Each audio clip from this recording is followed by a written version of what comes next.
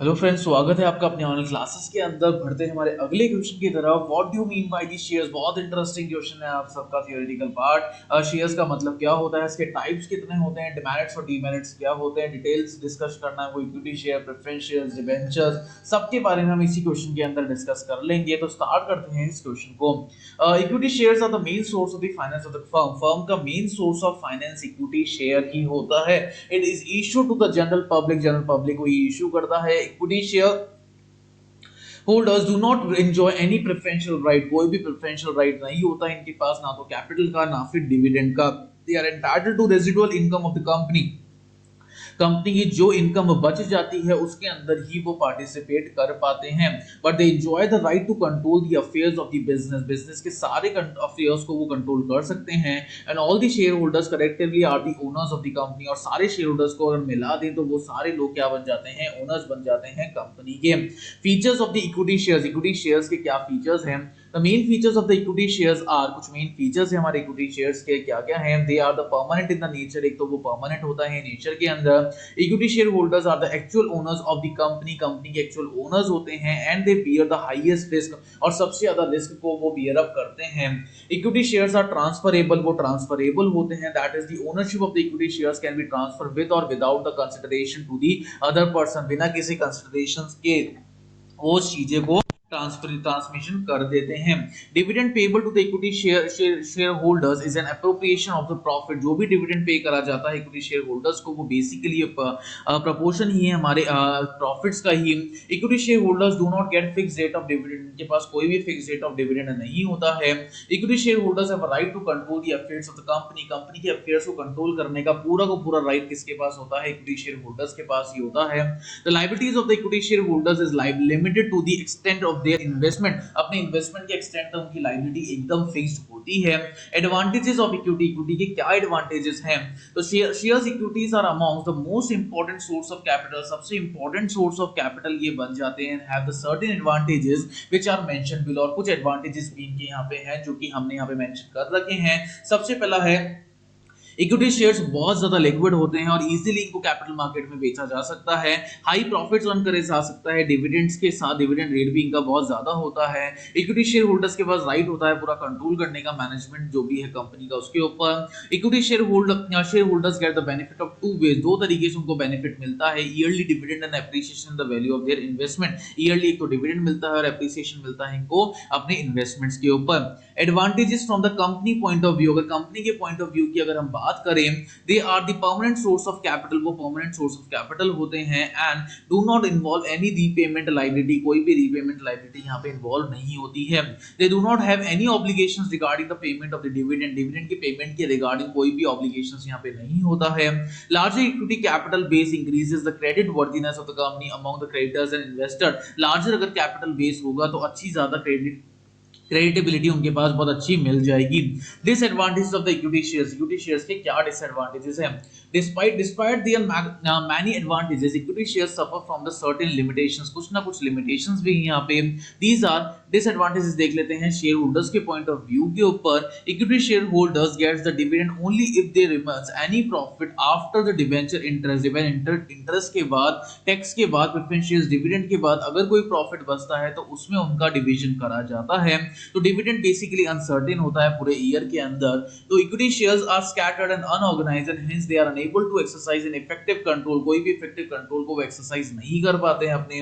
Equity shares bear the high degree of the risk of the company. Company के risk के अंदर high degree of risk involve होता है equity shares के अंदर। Market price of the equity shares fluctuate very widely which is most occasion erode to the value of investment। investments की value यहाँ पे बहुत ही ज्यादा इफेक्ट करती है उनको।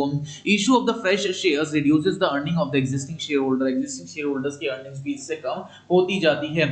disadvantage देखते हैं कंपनी के पॉइंट ऑफ व्यू से। तो कॉस्ट ऑफ इक्विटी सबसे ज्यादा हाईएस्ट होती है सारे सोर्सेज ऑफ कैपिटल के अकॉर्डिंग। पेमेंट डिविडेंड का इक्विटी शेयर्स को नॉन टैक्सेबल है, नॉन डिडक्टेबल एक्सपेंडिचर है basically as compare to the sources of finance. Equity shares involve the high flotation expenses of brokerage, brokerage बहुत ज्यादा लग जाता है, अंडरराइटर कमीशन भी बहुत ज्यादा लग जाता है।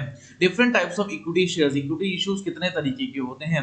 Equity shares are the main source of the long term finance of the joint stock company. Joint stock company के एक लॉन्ग टर्म फाइनेंस का पार्ट वो प्ले करते हैं।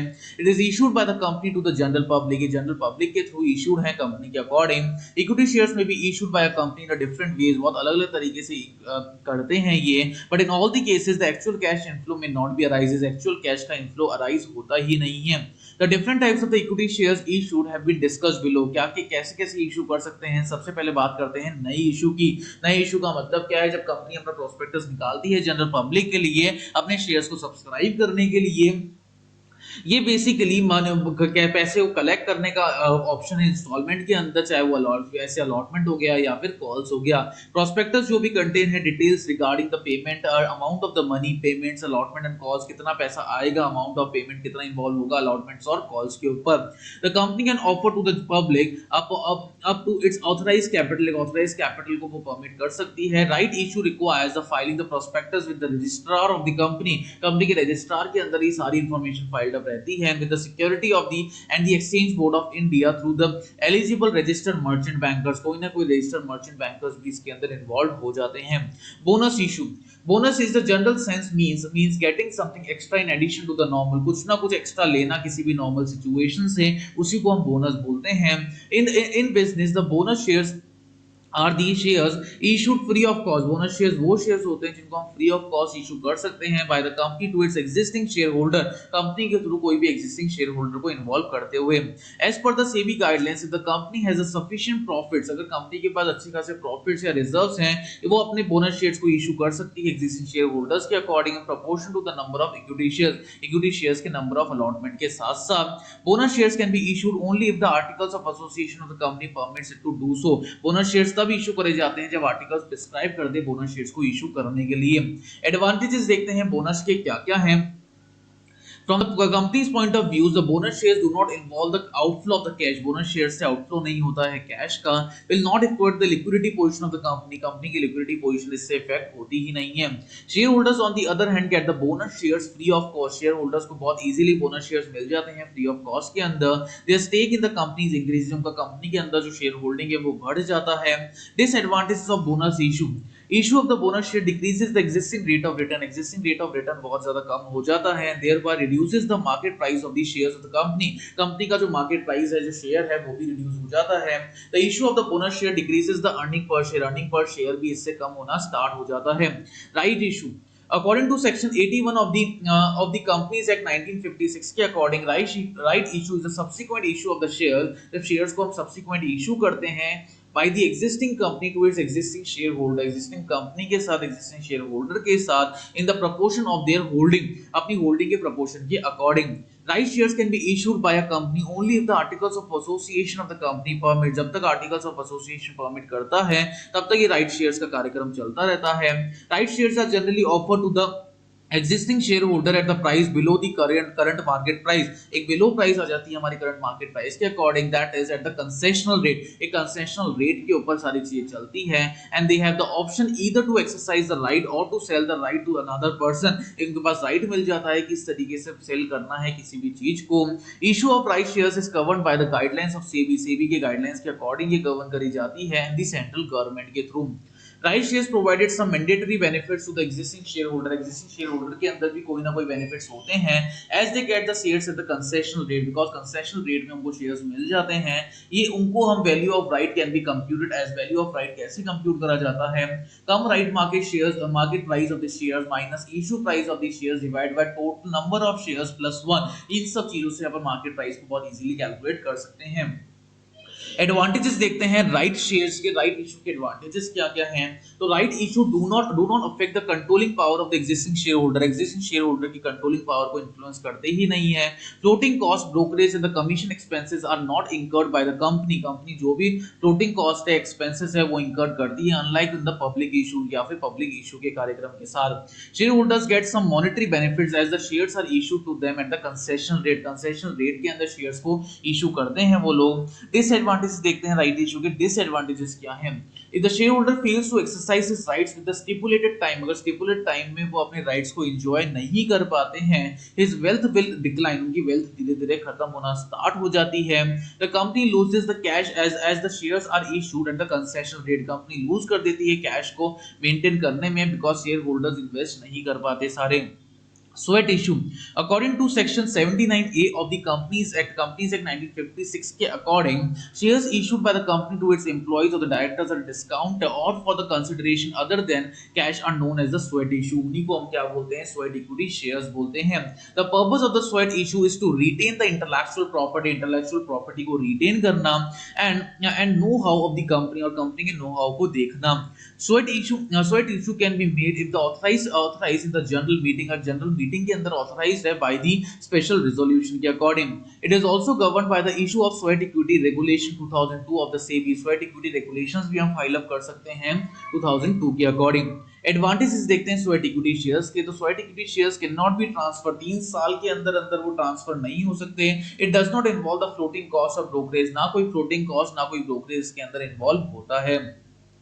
Disadvantages of the sweat equity issue, as the sweat equity issue shares are issue at the concession rate के ऊपर वो issued है, the company loses financially company loss के अंदर आ जाती है। अब next हम बात करते हैं preference share की। preference shares are one of the important source of the hybrid financing, preference shares सबसे important source होते हैं financing के। it is hybrid security because it has some features, कोई ना कोई उनके अंदर features होते हैं equity shares के, या फिर कुछ features हमारे debentures के भी होते हैं। the holders of the preference shares enjoy the preferential right with regard, preferential rights वो enjoy करते हैं to receive dividend and getting back of the capital in the case of the winding up में capital का share भी वही लेके आते हैं। features of preference shares के क्या features होते हैं? प्रेफरेंस शेयर्स के पास कुछ फीचर्स होते हैं। Preference shares are the long term source of finance, एक तो एक long term source of finance है हमारे पास। Dividend payable on the preference shares are generally higher than the debenture interest, debenture interest से थोड़ा बहुत ज्यादा होता है प्रेफरेंशियल इंटरेस्ट हमारा। Preference share holders get the fixed rate of dividend irrespective of the volume of profit, इनका जो share holding है वो फिक्स्ड रेट ऑफ डिविडेंड है हमारे पास। It is known as the hybrid security, hybrid security को जाना जाते हैं because it also bears a characteristics of the debenture, क्योंकि कोई ना कोई कैरेक्टरिस्टिक्स यहां पे डिबेंचर के भी इन्वॉल्व होते हैं। Preference dividend is not a tax deductible expenditure, कोई भी टैक्स डिडक्टेबल एक्सपेंडिचर नहीं होता। Preference share holders do not have any voting rights, कोई भी वोटिंग राइट्स नहीं होते। प्रेफरेंस शेयर होल्डर के पास प्रेफरेंशियल राइट होता है जब कैपिटल का रीपेमेंट करा जाता है वाइंडिंग अप के टाइम के अंदर। Preference share holders also enjoy the preferential right to the receive the dividend, dividend को रिसीव करने के लिए भी प्रेफरेंशियल राइट मिलता है, मतलब तो सबसे पहले इनको ही डिविडेंड दिया जाता है। एडवांटेजेस देख लेते हैं प्रेफरेंस शेयर्स के क्या एडवांटेजेस होते हैं। Earning per share of the existing preference shareholders is not diluted. It's fresh preference shares are issued. Fresh preference shares को issue करा जाता है। Issue of preference shares increases the earnings of the equity shareholders. Equity shareholders के earnings को increase कर देते हैं। Preference shareholders do not have any voting rights. कोई भी voting rights नहीं होते हैं। Hence do not affect the decision making of the company. Company के decision making के ऊपर कोई effect नहीं पड़ता है। Preference dividend is payable only if there is profit. अगर profit है तभी preferential dividend दिया जाएगा। Disadvantages देखते हैं प्रेफरेंस शेयर्स के क्या हैं। Preference dividend is not tax deductible and hints it is costlier then the debenture, debenture से ज्यादा कॉस्टलियर होते हैं ये। In case of cumulative preference share earlier dividend is payable when the company earns profit, earlier तब पे करा जाता है जब प्रॉफिट्स हो, which creates a huge financial burden on the company के ऊपर एक बहुत ही बड़ा बर्डन आ जाता है। Redemption of preference shares again creates a financial burden, redemption जो भी है वो एक फाइनेंशियल बर्डन क्रिएट कर देता है and erodes the capital base of the company, और कंपनी का कैपिटल बेस भी यहां से इज हो जाता है। Preference shareholders get the dividend at the constant rate के ऊपर डिविडेंड मिलता है, it will not increase even if the company earns the huge profit, company कभी भी huge profits को earn कर ले ये डिक्रीज नहीं होगा, which makes the form of the finance less attractive, ये form of finance बहुत ही कम attractive होता है। Preference shareholders do not enjoy the voting rights, कोई भी voting rights नहीं होता and hence their fate is decided by the equity shareholder, उनके equity shareholder ही उनका fate अब decide करता है। Different types of the preference shares कितने तरीके के होते हैं? According to the redeemability, under this categories preference shares are classified following two categories, दो categories के अंदर classify होते हैं, redeemable preference shares और irredeemable preference shares। तो redeemable preference shares are those shares which are redeemed or repaid after the expiry of the stipulated period. एक period के ऊपर एक्सपायरी के बाद उनको रिडम्पशन मिलता है. As per the Companies Act 1988, the company can issue the redeemable preference shares. Redeemable preference shares वो issue कर सकती है, which are redeemable within 10 years from the date of issue. 10 साल के अंदर अंदर वो रिडीम हो जाते हैं. Irredeemable preference shares. Irredeemable preference shares are those shares which are not redeemed before a stipulated period. Stipulated period के पहले वो redeem हो ही नहीं सकते. It does not have a specific maturity date. कोई भी maturity date नहीं है यहाँ पे. Such shares are redeemed at the time of liquidation of the company. Company के liquidation के time पे इनको देखा जाता है. As per the Companies Act 1988, the company at a present cannot issue the irredeemable preference shares. Irredeemable preference shares को वो issue कर ही नहीं सकते हैं. According to the right of receiving the dividend, as per this category दो threads में divide है. Cumulative preference shares वो शेयर्स होते हैं जिनके अंदर हम हमारे अरियर्स का भी, जो अनपेड डिविडेंड्स है उनका भी पैसा वसूल कर सकते हैं करंट डिविडेंड्स के साथ साथ. मतलब पुराना अगर डिविडेंड कंपनी ने नहीं दिया है तो हम क्लेम कर सकते हैं. नॉन क्यूमुलेटिव का मतलब है हम कोई भी पुराना डिविडेंड क्लेम नहीं कर सकते अरियर का. अकॉर्डिंग टू पार्टिसिपेशन के अंदर भी दो शेयर्स है, पार्टिसिपेटिंग प्रेफरेंस शेयर्स और non participating. Participating preference shares वो शेयर्स होते हैं जिनके अंदर अगर कोई प्रॉफिट कंपनी के पास सारे डिवीजन के बाद बच जाता है तो उसके ऊपर कुछ एडिशनल पार्टिसिपेशन करते हैं हमारे इक्विटी शेयर्स, उसको प्रेफरेंस शेयर्स, उनको बोलते हैं हम participating preference shares. Non participate के अंदर कोई भी सरप्लस प्रॉफिट में वो हिस्सेदारी नहीं रखते हैं. कन्वर्टिबिलिटी में भी दो टाइप के ऑफ शेयर्स हैं, एक तो कन्वर्टेबल प्रेफरेंस शेयर्स, एक नॉन कन्वर्टेबल. कन्वर्टेबल का मतलब है जो इक्विटी शेयर्स के अंदर वो बहुत इजीली कन्वर्ट हो सकते हैं एक particular specific period of time के अंदर. नॉन कन्वर्टिबल का मतलब है वो कोई भी इक्विटी शेयर होल्डिंग का राइट गेन नहीं कर सकते. नेक्स्ट हम बात करते हैं डिबेंचर्स की. भाई डिबेंचर्स क्या होते हैं? अगर कंपनी को जब भी फंड्स की जरूरत पड़ती है एक्सटेंशन करने के लिए या डेवलपमेंट करने के लिए, अपनी शेयर कैपिटल को इंक्रीज करने के लिए, तो वो पब्लिक से बोरो करता है फंड्स को, सर्टिफिकेट इशू करता है फिक्स टाइम के और फिक्स रेट ऑफ इंटरेस्ट होता है. ये जो लोन सर्टिफिकेट होता है इसी को हम क्या बोलते हैं? डिबेंचर बोलते हैं.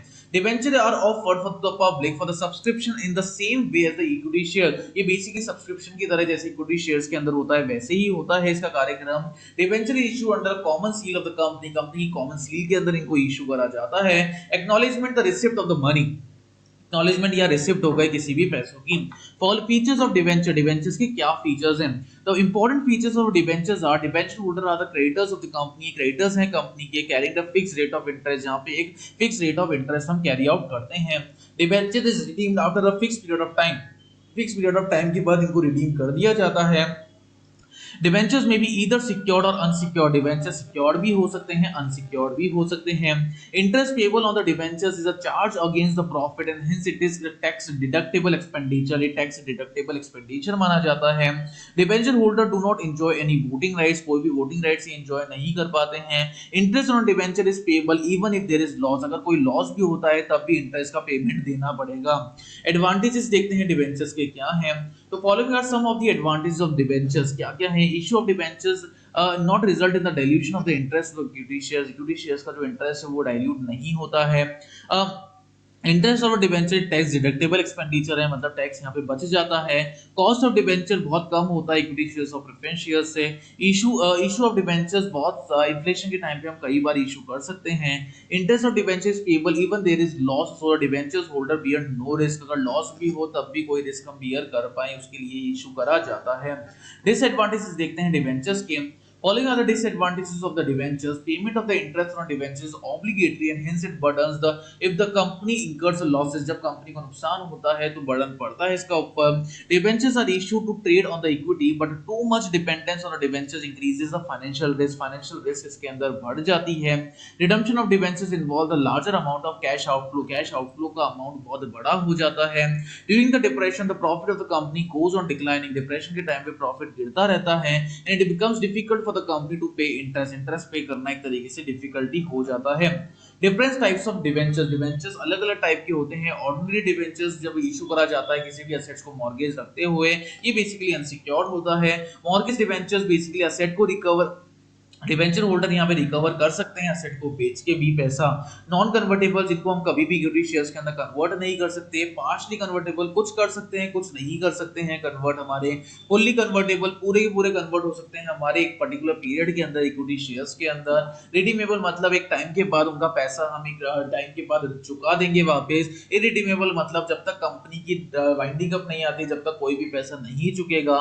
रजिस्टर्ड डिबेंचर जिनका नाम नेम एड्रेस सीरियल नंबर के साथ रजिस्टर के अंदर लिखा हुआ हो कंपनी के रजिस्टर के अंदर। अनरजिस्टर्ड डिबेंचर्स जहां पे वो रजिस्टर कोई भी रिकॉर्ड नहीं है रजिस्टर की बुक्स के अंदर। ये बेसिकली बियरर डिबेंचर हम इनको बोलते हैं जो इजीली ट्रांसफर हो सकते हैं एक पर्सन से दूसरे पर्सन की तरफ। तो ये हमने पूरी चीज डिस्कस कर ली इक्विटी शेयर्स के बारे में, प्रेफरेंस शेयर्स के बारे में, डिबेंचर्स के बारे में। उम्मीद करते हैं आपको बहुत अच्छे से समझ में आ गया होगा। Thank you so much.